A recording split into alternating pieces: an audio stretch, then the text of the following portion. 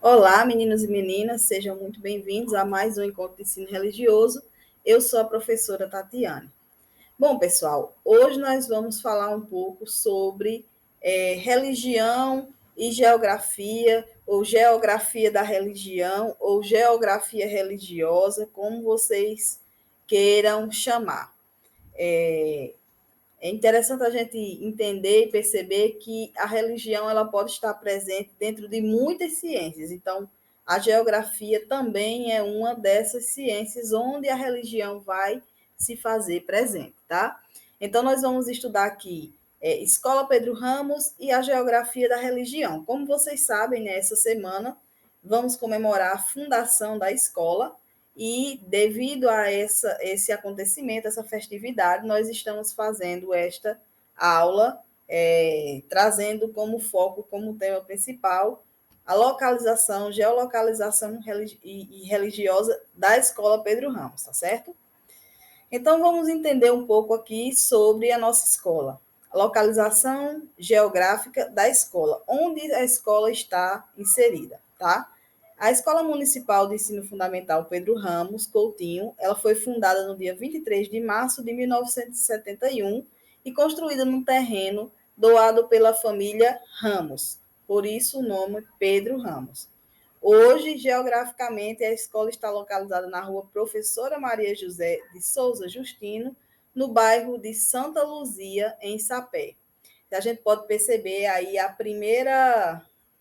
já no endereço da escola, o primeiro ponto entre geografia e religião, o nome do bairro que faz menção a uma santa católica. Essa já é um ponto que pode ser observado dentro da geografia religiosa. Porém, não é o que nós vamos nos deter, tá? Então, o que é geografia da religião? Falando a grosso modo, a gente vai dizer que é um braço, ou uma linha, ou uma vertente que estuda a religião através da geografia, tá? Como eu também posso estudar a religião através da história, da antropologia, da sociologia, do serviço social, posso estudar através de inúmeras ciências humanas. Eu posso dizer que as ciências das religiões permitem todo esse estudo, desenvolvimento da religião, a partir, por exemplo, de conceitos geográficos. Já está bem estabelecido, né, na literatura que a relação entre religião e geografia não é recente, muito embora a sistematização de uma geografia da religião com uma relativa autodeterminação seja um processo perceptível somente a partir da segunda metade do século XX. Vamos lá entender. Como é que eu vou estudar, professora, o que é geografia da religião estudada antes do século XX? Veja bem, alguns livros, alguns geógrafos e alguns estudiosos, eles conseguem, estudando, por exemplo, livros sagrados como o Alcorão e como a Bíblia, trazer para os dias atuais localizações que são dadas ali naqueles livros, mostrando de onde aquelas pessoas, aqueles interlocutores falavam, qual era o espaço geográfico. Isso é fácil de fazer? Não, é complexo porque exige que a pessoa tenha um conhecimento de dois mundos, né? O mundo religioso, o livro sagrado, e também o conhecimento da geografia. Mas isso é possível? Sim, é possível e já foi feito em alguns momentos, tá? Então, nós vamos aqui ver. E como é que é feita essa sistematização? O que é uma sistematização? Sistematização é aquela forma, aquele método que a gente vai usar para fazer esse estudo. Então, existem algumas formas para os geógrafos se posicionarem diante do seu objeto de estudo, que vai guiá-los para fazer um estudo realmente com determinações científicas, um estudo científico que precisa de ter alguns pontos específicos, né? O estudo científico ele não pode ser feito a partir de achismos apenas. O estudo científico ele precisa ser fundamentado em fatos reais que são provados e muitas vezes comprovados, certo? Então nós vamos ter uma divisão nesse campo. A primeira parte, a primeira forma de se estudar, a gente vai chamar de francófona, tá certo? Essa linha francófona de estudo da geografia das religiões tem como circunstância um capítulo da geografia humana sobre a acepção clássica das marcas deixadas nas paisagens. Como assim? As pessoas, os geógrafos ou os cientistas das religiões que desejam estudar a geografia através dessa linha de estudo, a francófona, que é que ele vai utilizar principalmente como base para os seus estudos? As marcas nas paisagens, os prédios, pinturas, demolições de templos, demolições de espaços sagrados, marcos de espaços sagrados, tá certo? Então, tudo aquilo que foi deixado para trás é utilizado como forma para estudar a geografia daquela religião, certo? O ser humano, no seu processo de adaptação ao ambiente, submerge a Terra a partir do seu pensamento, atribuindo significado às realidades naturais e sobrenaturais. Esse fundamento implica uma geografia do homem religioso ou, como disse Michel Eliade, homos religiosos. O que é que Eliade estava querendo dizer com isso? Que onde o homem passa com a sua religiosidade, ele vai deixar marcas.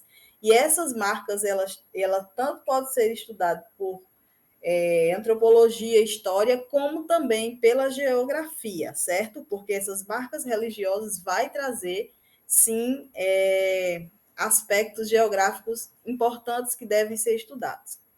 Uma outra vertente para o estudo da religião dentro da geografia, ou da geografia e da religião juntas, é a corrente agnófoca, certo?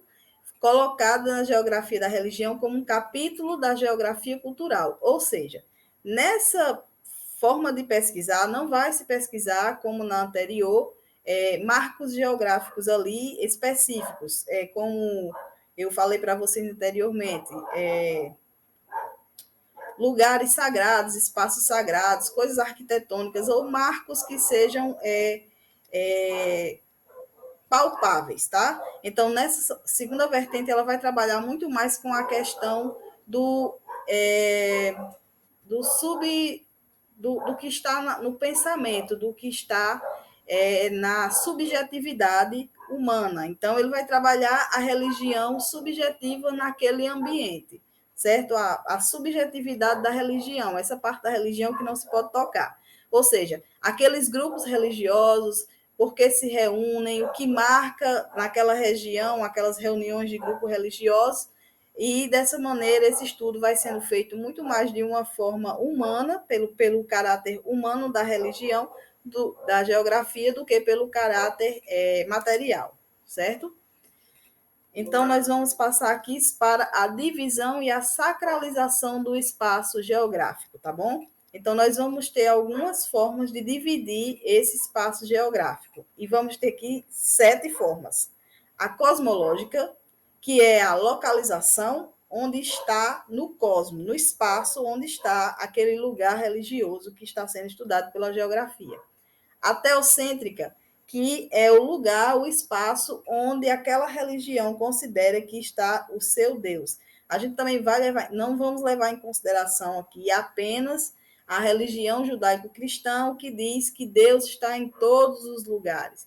Nós vamos levar em consideração religiosidades que tenham seus deuses ali próximos, tá? Nós não estamos falando aqui de muitas religiões, então, em algumas religiões, era possível dizer exatamente onde habitava o seu Deus, tá certo? E nós vamos ter a hierofania, tá, pessoal? Que é a localização das manifestações religiosas, tá? O que é isso, professora? A geografia vai marcar o lugar onde houve uma manifestação do sagrado, uma manifestação de Deus. Então, esse local geográfico da hierofania também é levado em consideração para o estudo da geografia da religião. Exemplo, no lugar onde o mar se separou para Moisés passar. Aquele lugar é um lugar hierofânico, ali Deus se manifestou, tá? Então, aquele lugar para a geografia é um lugar hierofânico. Nós vamos ter os lugares históricos, como, por exemplo, todos os lugares onde, só para vocês se situarem como exemplo, todos os lugares onde Jesus passou, onde Buda passou, certo? Nós vamos ter hierogenética, que é o acesso às manifestações. São nesses lugares onde ocorrem sempre manifestações sobrenaturais. Então, geograficamente, a pessoa que está estudando vai situar aquele lugar como um lugar onde sempre vai ocorrer manifestações do sagrado, tá certo?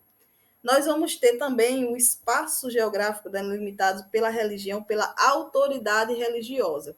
Só para vocês entenderem, vou dar um exemplo mais prático. Por exemplo, na Igreja Católica, nós vamos ter igrejas, nós vamos ter capelas, nós vamos ter matrizes, nós vamos ter paróquias. E essa paróquia ela está sobre o poder de um padre.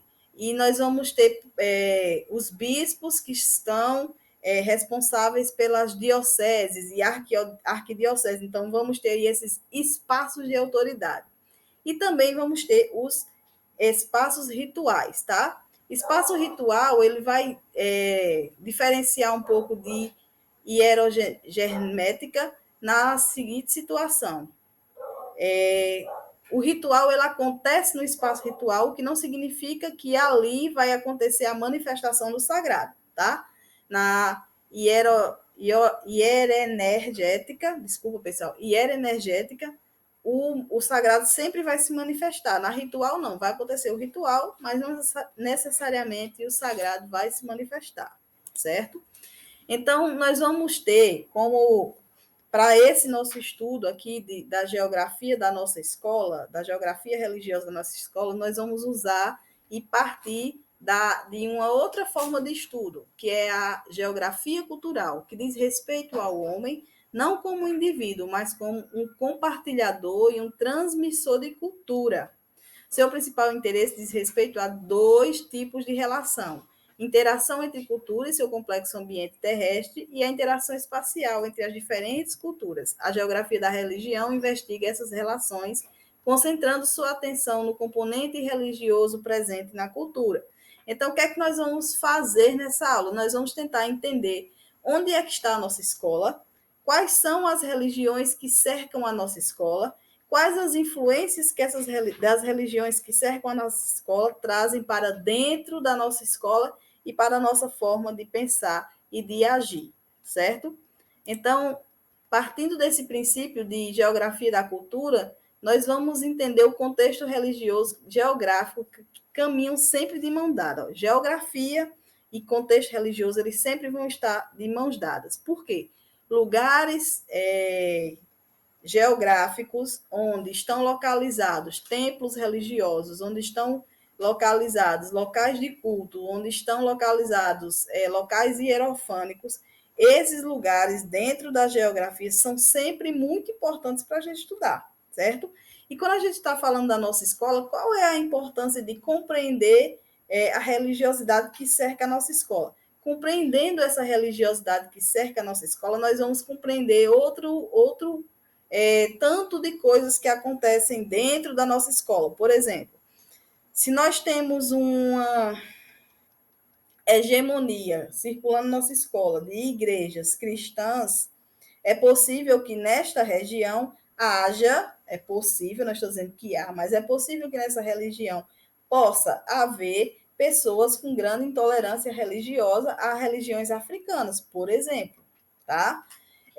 Se existe ali aquela pluralidade, por exemplo, se do lado da escola vai ter uma igreja católica, do outro lado vai ter uma igreja evangélica, do outro lado vai ter um terreiro, é possível que haja ali dois pontos possíveis, tá? Que podem ser estudados entre a distância desses templos religiosos. Um ponto é a convivência pacífica entre esses templos religiosos, e isso faz com que as pessoas tenham mentalidades mais tolerantes. E também podemos ter, ao contrário, a convivência agressiva entre pessoas dessas religiões, que vai fazer com que, dentro da escola, reflita esse comportamento entre vocês, alunos da escola. Então, o que a gente vai estudar? Após a formação, o que acontece que a gente vai pensar um pouco sobre essa questão. Veja bem, Quando se forma uma cidade, normalmente, tá? Como a gente viu, o contexto religioso ele anda sempre juntinho com o contexto geográfico, tá bom? Caminham de mãos dadas e um influencia o outro o tempo todo. Por exemplo, lugares altos, estamos falando de geografia e de religião, os lugares altos, os altiplanos, né? São lugares perfeitos e sempre muito escolhidos para a construção de igrejas. Quando no início das cidades essas igrejas são construídas, o que acontece depois da construção de uma igreja? Normalmente surge ali ao redor da igreja as vilas, que depois se transformam em cidades, e aí vai crescendo. Após a formação das vilas e cidade, as estruturas de ordem começam a surgir. Por exemplo, começa a surgir uma feira, aí surge a prefeitura, e aí vem a escola, e por aí vai surgindo outros materiais da sociedade. Como exemplo, nessa aula, nós vamos observar a localização da nossa escola e os templos religiosos que a cercam, observando as possíveis mudanças na geografia cultural que esses templos religiosos podem causar. Vamos pensar sobre esse tema para resolver o exercício da nossa aula, tá? Então, assim, aonde está o Pedro Ramos? Eu quero que vocês imaginem na cabeça de vocês onde está a escola de vocês, e vocês devem conhecer bem aí a região da escola. Então, eu quero que vocês imaginem quais são os templos religiosos que tem em volta da escola. Tem igreja evangélica, tem igreja católica, tem terreiro de candomblé, tem casa de umbanda, tem uma casa de oração, tem benzedeira por ali por perto da escola, que vocês conhecem. Eu quero que vocês pensem em todo esse contexto religioso da escola. Depois eu quero que vocês imaginem o interior da escola. Dentro da minha escola, o que acontece que reflete todo esse contexto religioso que está em volta?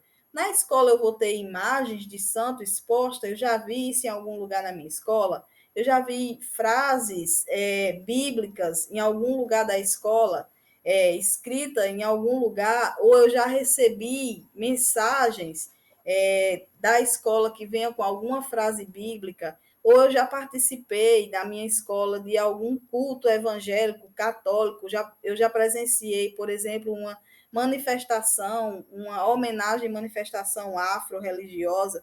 Isso não aconteceu. Por que isso não aconteceu? Eu quero que vocês comecem a pensar e a imaginar quais são as influências dessa religião dentro do Pedro Ramos, dentro da escola de vocês, tá? E aí, como atividade, vocês vão receber, né, no Google Formulário, a última parte da atividade, vocês vão receber este mapa, que está aí para vocês. Então, como vocês podem ver, esse pontinho vermelho aqui no meio, né? Exatamente é a escola Pedro Ramos. O que é que eu quero que vocês façam? Eu quero que vocês dê um print na atividade de vocês nesta foto, ampliem, certo? Escolham um emoji que seja religioso, se você ou qualquer emoji de marcação, não importa. E aí vocês vão observar no mapa e vão mentalizar na cabeça de vocês, observando no mapa, onde é que tem algum templo religioso. Aqui olhando no mapa. E aí vocês vão marcar com um emoji, tá? E marcando com o emoji, vocês vão marcar, não é só um. Se você lembrar mais de um, você coloca outro emoji, outro e outro. Quantos vocês lembrarem, vocês podem colocar. Aí vocês mandam uma foto para o meu privado. E embaixo vocês coloquem emojis diferentes, tá? Aí vocês colocam. No primeiro emoji que você usou, vamos dizer que você usou uma carinha feliz. Você bota carinha feliz e bota do lado, por exemplo, Igreja Católica. Aí você usou uma carinha assustada. Aí na carinha assustada você coloca assim, se for o que você marcou. Por exemplo, nessa carinha assustada eu marquei uma mesquita. Aí você escreve lá, mesquita. Aí você coloca lá uma cruzinha. Nessa cruzinha é uma igreja evangélica. E eu quero que vocês digam para mim o que foi que vocês marcaram. E digam para mim também lá, dentro desse contexto religioso, o que vocês veem na escola, como eu expliquei agora, certo, pessoal? Bom, eu espero que vocês tenham entendido, compreendido.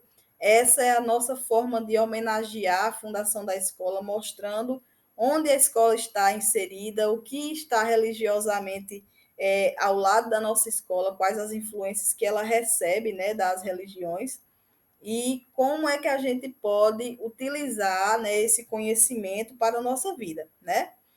A partir desse conhecimento que a gente vai adquirir nessa aula, mostrando onde é que estão os pontos, nós vamos poder refletir sobre algumas coisas da geografia da religião nas nossas próximas aulas, e eu vou falar um pouco disso na próxima aula, sobre essa reflexão. O que é que muda no pensamento das pessoas diante do tipo de religiosidade que ali rodeia, né? Nós vamos pensar sobre isso, vamos falar sobre isso no debate na nossa sala, tá? Então, eu quero muito agradecer vocês pela participação de vocês nessa aula do Google Meet, e eu vou abrir agora para nossas rodadas de perguntas e indagações para o nosso momento de debate. Então, quem quiser falar já pode abrir o microfone e vamos iniciar o nosso debate de hoje.